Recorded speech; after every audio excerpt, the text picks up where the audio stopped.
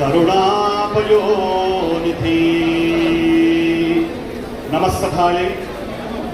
ఇక్కడ కాంచీ కామకోటి పీఠాధీశ్వరుల దివ్యానుగ్రహం చేత జరుగుతున్నటువంటి ఈ ప్రవచన కార్యక్రమం అత్యద్భుతంగా సమన్వయ సరస్వతి వాగ్దేవి వరపుత్ర బ్రహ్మశ్రీ సామవేదం షణ్ముఖ శర్మ గురువు గారి యొక్క అమృతమైనటువంటి వాక్ ప్రవాహం.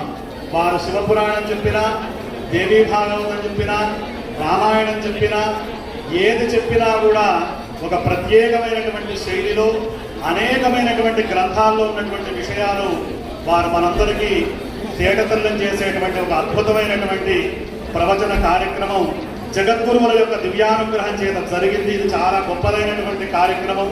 భక్తులందరి పక్షాన, మా రామభద్ర క్షేత్రం పక్షాన మొన్న శ్రీ శర్మ గారు అమెరికాలో న్యూజెర్సీ రాష్ట్రంలో, న్యూయార్క్ రాష్ట్రంలో పర్యటించినప్పుడు అక్కడ కార్యక్రమాలు చాలా అద్భుతంగా అక్కడ శివ విష్ణు దేవాలయంలో మేము ఏర్పాటు చేయడం జరిగింది.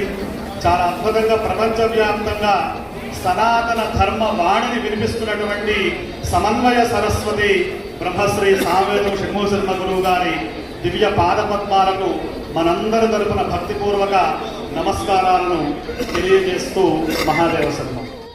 కామ పరిపంపికామిని కామేశ్వరి కామపీఠమధ్యగతే కామదుఃఖాభవకమలే కామకళే కామకోటి కామాక్షి.